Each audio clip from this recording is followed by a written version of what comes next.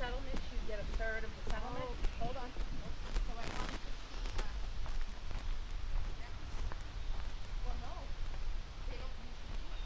She wanted the settlement, she asked me, and I said, no, we don't usually do a settlement. She did get the ordinances, and they said we would do it weekly. But then, they were paying me weekly, but then they went under. And how many times did that happen? So,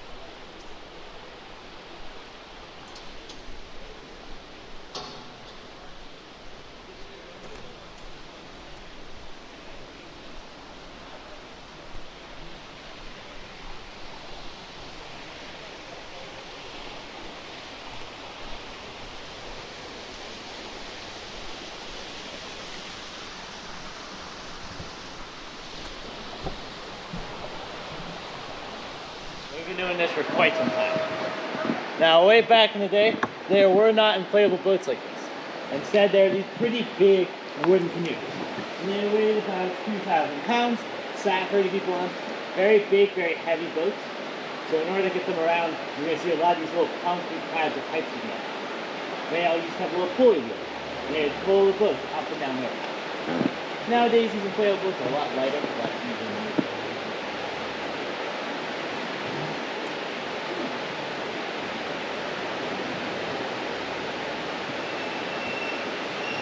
Did the water used to go up to the top of this? Sorry? Did the water used to go up to the top?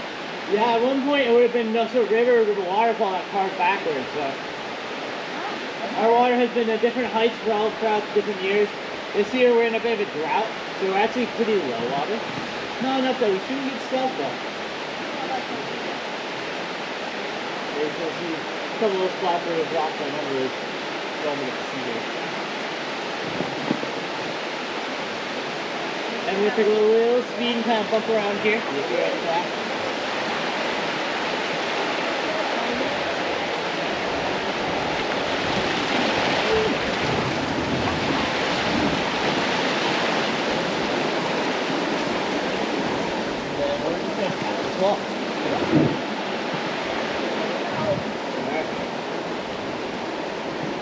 So you probably noticed that we just went to meet a pretty big log there in that little area. That log that's behind us now, that got jammed in there last summer. The water flooded higher than that and cleared the place. We flood quite a bit, especially when little hurricanes get near here.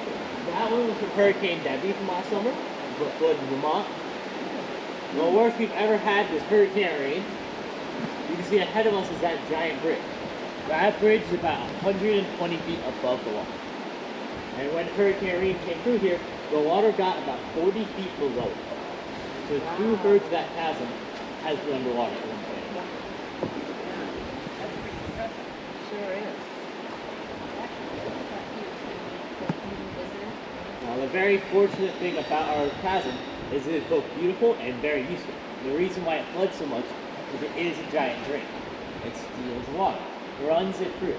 So instead of our town getting hit by that much water, it gets pulled into here. It's a nice natural drain, helps us a lot. So even during Hurricane Irene, we only lost a couple of lower buildings. Most other towns had roads 6 or 7 feet underwater, so we did a lot better for ourselves thanks to this chasm.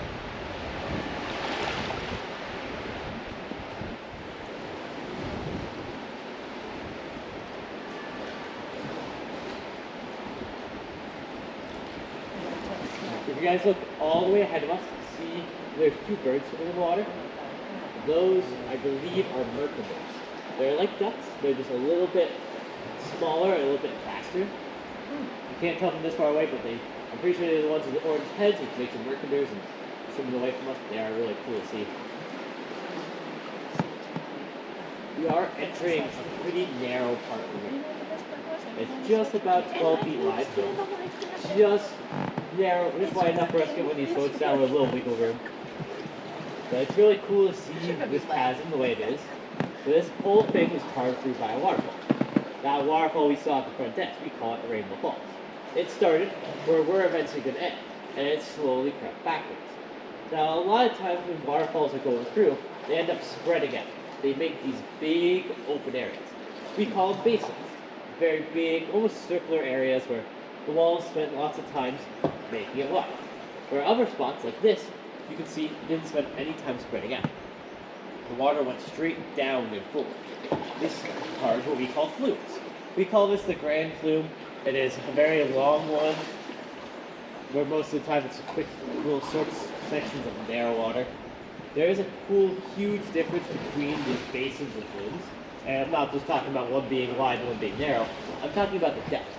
The Grand Basin, most of these basins here, are about 30 to 40 feet deep. Where most of these flumes, this is really the only one we're going for today, is about 60 feet deep. So about twice as deep as those basins are, which is pretty impressive. I'd like to know, how do you get these rafts back to that dock? So at the end, you're going to see a conveyor belt. Oh, there is a belt. Yeah, it's basically the magic carpet, but we reversed it. And so I get to push the boat on and carry us to the top of the flatbed truck that will land on. We'll drive it up to the top of that rock, and we'll use a crane system to lower the boat stuff. A lot easier than trying to carry or hand pull these boats around.